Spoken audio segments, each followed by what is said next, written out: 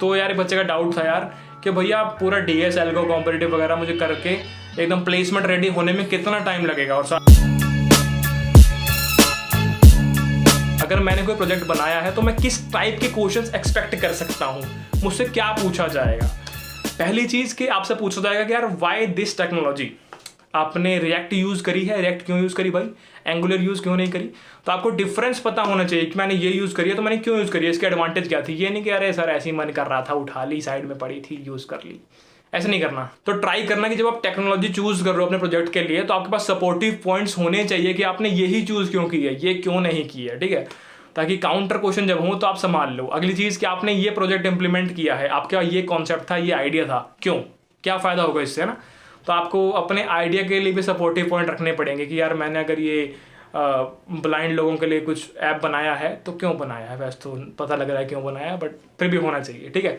आगे चलते हैं कॉन्सेप्ट पर क्वेश्चंस। अब जो आपने मान लो कि कोई ऐप बनाया है जो क्रिप्टोग्राफी पे बेस्ड है, अपनी बात कर रहा हूँ मैं, तो आपने कुछ एल्गोरिथम यूज़ करी होगी उसके अंदर, AES RSA, है ना, DES, तो आपको उनके कॉन्सेप्ट के बारे में भी ज्ञान होना चाहिए कि AES क्या करती है, डेप्थ में राउंड्स क्या क्या होते हैं, सिमेट्रिक की क्या होती है।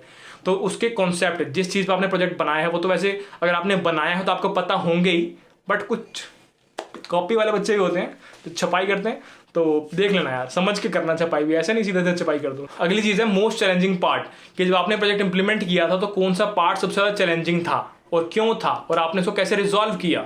तो इस टाइप के क्वेश्चन यार, इस टाइप के क्वेश्चन आपसे प्रोजेक्ट के ऊपर पूछे जा सकते हैं, तो इनका आपको ध्यान रखना है। और ये सारे क्वेश्चन आप आराम से आंसर कर सकते हो अगर आपने वो प्रोजेक्ट खुद बनाया है। अगर छपाई करी है तो पढ़ लेना भाई, पढ़ लेना। आगे चलते हैं इंग्लिश। फिर दोबारा जो लास्ट वीडियो बनाई थी मैंने इंटरव्यूज के ऊपर यार, उसमें भी इंक्लूड किए थे इस पे पॉइंट्स, तो वही पॉइंट्स दोबारा एक बार रीट्रेट कर देते हैं।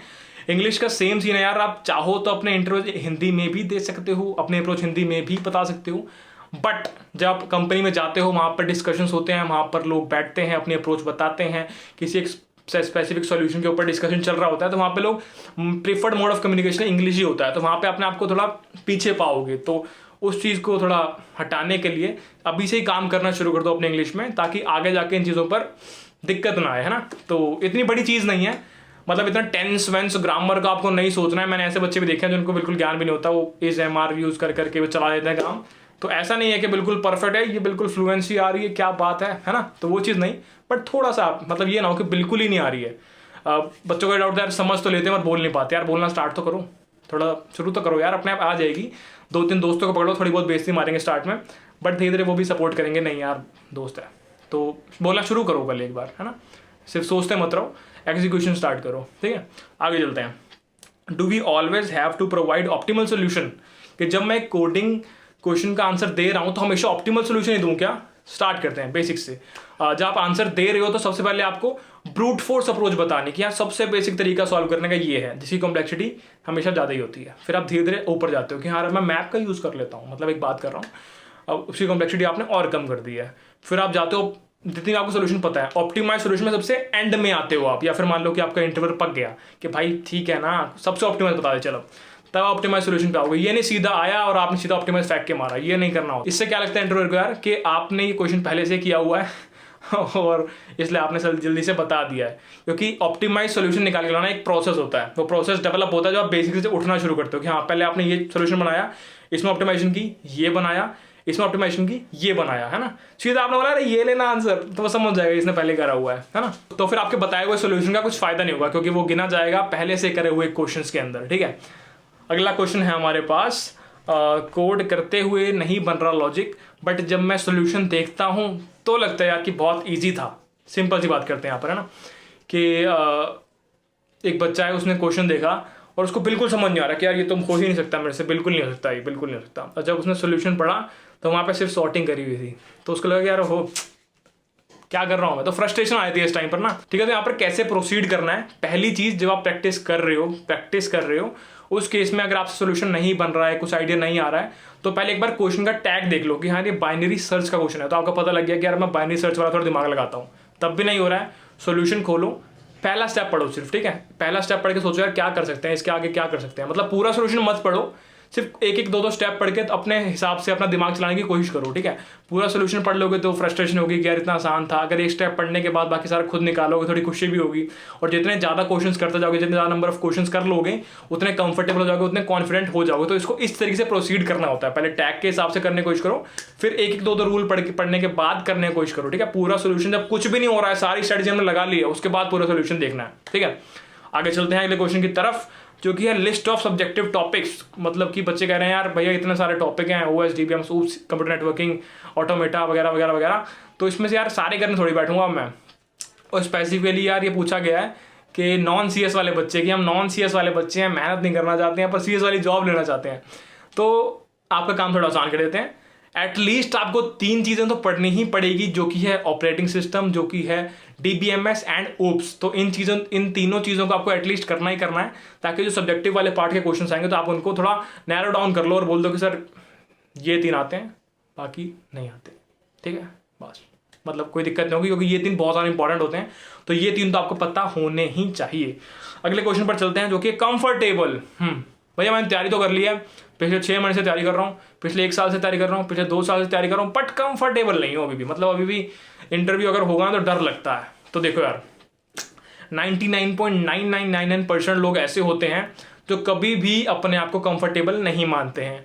उन्होंने 10-10 साल प्रैक्टिस कर लिया, बट अभी भी जब वो एग्जामिनेशन टेस्ट वाली फील आएगी ना जब, तो वो कंफर्टेबल नहीं होते कि यार पता नहीं यार, मतलब पूरा कॉन्फिडेंस नहीं आ रहा है। तो वो कभी नहीं होने वाला। अगर आप 300 क्वेश्चन कर लो, आप 3000 क्वेश्चन कर लो, वो कंफर्ट वाली फील नहीं आएगी, कभी नहीं आएगी।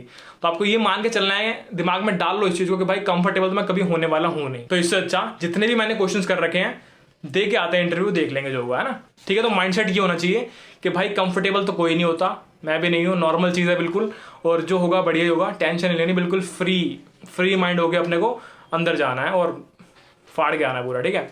आगे चलते हैं। कंफर्ट नहीं होता, कोई नहीं होता, याद रखना। अगला है ऑनेस्ट आंसर प्लीज। तो यार बच्चे का डाउट था यार कि भैया पूरा DS, एल्गो, कॉम्पिटिटिव वगैरह मुझे करके एकदम प्लेसमेंट रेडी होने में कितना टाइम लगेगा, और साथ में वैकेंट में लिखा था ऑनेस्ट आंसर प्लीज, जैसे मैं झूठ बोल रहा हूँ। तो देखो सिंपल सी चीज़ है यार, अगर मैं आपको बताऊँ तो 6 मंथ से लेके 12 मंथ के बीच में आप बिल्कुल प्लेसमेंट रेडी हो सकते हो, ठीक है। टाइम वेरिएबल कैसे है उसको मैं लेके चल रहा हूँ आपके प्रोजेक्ट की वजह से यार, क्योंकि प्रोजेक्ट बनाने में टाइम लगता है। इसको हम कैसे कर सकते हैं, शुरू के 2 से 3 महीने के अंदर आपने अपना DS, एल्गो वाला पार्ट कंप्लीट कर लिया, DS आ गई, एल्गो आ गई, लैंग्वेज आ गई, और उसके बाद आपने कॉम्पिटिटिव स्टार्ट करी हुई है। कॉम्पिटिटिव स्टार्ट करने के साथ साथ आपका प्रोजेक्ट डेवलपमेंट वाला पार्ट भी चल रहा है, और बीच बीच में कभी कभी आप OS, DBM, सूप्स वगैरह करते जा रहे हो। तो 6 महीने से लेके 12 मंथ का टाइम आई थिंक सफिशिएंट है एक तगड़ी जायंट में घुसने के लिए, ठीक है। तो अगले क्वेश्चन पर चलते हैं, जो कि है सर्टिफिकेशन। तो बब्बर भाई मैं इस वाले इंस्टीट्यूट में गया था पीतमपुरा, उस वाले इंस्टीट्यूट में गया था पीतमपुरा, तो सर्टिफिकेशन से कुछ फ़ायदा होने वाला है क्या? तो इन शॉर्ट NO नो। तो सर्टिफिकेशन से कुछ नहीं होता भाई, फिर दोबारा बता रहा हूँ, 150 बार पहले बता चुका हूँ। सारा खेल आपके स्किल्स का है, आपको कितना आता है वो मैटर करता है, किसी थर्ड पार्टी ने आपको कागज़ पे क्या लिख के दिया है वो मैटर नहीं करता है, ठीक है। तो नहीं होता है। तो अगला क्वेश्चन है बकवास सवाल एवेंजर्स। तो कोड वर्ड में लिखा मैंने अपना सवाल। तो बेसिकली जब मैं 4th ईयर में था तो एक कंपनी आई थी इनोवेसर, तो वहाँ पर मेरा एक सेकंड इंटरव्यू राउंड था। तो वहाँ पर उन्होंने मुझसे पूछा कि टेक्निकल क्वेश्चन नहीं पूछे कोई भी, और simple tell me about yourself चला, और उसके बाद आ गया कि अवेंजर्स देखिए आपने? मैंने कहा हाँ जी देखिए, बिल्कुल देखिए। कौन सा फेवरेट कैरेक्टर है आपका? मैंने कहा ये है जी आयरन मैन। अच्छा तो आयरन मैन क्यों? वो अपना स्टीव रॉजर्स ही होता है ना वो नाम उसका, वो उसका कैप्टन अमेरिका का, तो वो क्यों नहीं? तो मैंने कहा यार तुम मुझसे इंग्लिश पूछना, ये अवेंजर्स क्या पूछ रहा है? मन में बोला, मतलब उसका ऐसा नहीं बोला, पर मैं समझ गया कि ये बंदा मूड में है और बातें चाहिए इसको। बातें में तो हम चैंप आदमी है, तो हमने बातों में लगा दिया उसको। हाँ सर ये मतलब हल्क भी वैसे बुरा नहीं है, हल्क भी बढ़िया ही है और सही है। मतलब DC और फिर ये मार्वल वालों में कंपैरिजन चल रहा है, मतलब फैक्ट नहीं था वो, सही में यही हुआ था। अब बताता हूँ इसका रीज़न कि क्यों होता है ऐसा। जब इंटरव्यूअर को आपका रिज्यूमे देख के पता लग गया कि भाई इसको नहीं लेना, जब मान लो कि कोई कंपनी आई है एंड्रॉयड डेवलपर के लिए और आपने अपने प्रोजेक्ट सेक्शन में कुछ डाला ही नहीं है, या फिर जो बना रखे हैं बहुत लल्लू टाइप के हैं, एंड्रॉयड से रिलेटेड कुछ आपको आता ही नहीं है, एक स्टार्टअप आया है, तो डेफिनेटली आपको नहीं लेगा वो, है ना। तो वही चीज़ वहाँ पर हुई। उन्होंने देखा कि यार ये बंदा तो कहीं से मैच ही नहीं कर रहा हमारे जॉब डिस्क्रिप्शन के साथ, हमें चाहिए कुछ और ये कुछ और है। तो वहाँ पर चीज़ होगी, तो उसने मन बना लिया स्टार्टिंग में ही कि भाई इसको नहीं लेना है। पर अब उसको इंटरव्यू चलाना था तो बकवास करनी थी, बकवास करनी थी तो हम बैठे थे वहाँ पर हमने भी दबा के बकवास करी। तो मैं समझ गया था कि यार इसने क्वेश्चन तक पूछा नहीं है तो किस बेसिस पे जज करेगा मुझको, तो नहीं होना यहाँ पर। तो कभी ऐसा हो बकवास सवाल चल रहे हों तो टेंशन मत लेना, मजे लेना, समझ जाना, नहीं होना ठीक है। तो वैसे ही थोड़ा लाइटर नोट पे वीडियो को एंड करने के लिए कहानी सुना दी आपको। तो अभी बहुत सारे डाउट्स थे जिनको नैरो डाउन करके ये 20 डाउट्स निकाले हैं मैंने पार्ट 1 पार्ट 2 के अंदर। तो ट्राई किया है सब कुछ इंक्लूड कर लूँ, ट्राई किया है कि आपका फ़ायदा हो जाए, ट्राई किया है कि सब कुछ लाइटर नोट पे आपको समझा सकूँ, टेंशन नहीं देनी है बिल्कुल भी।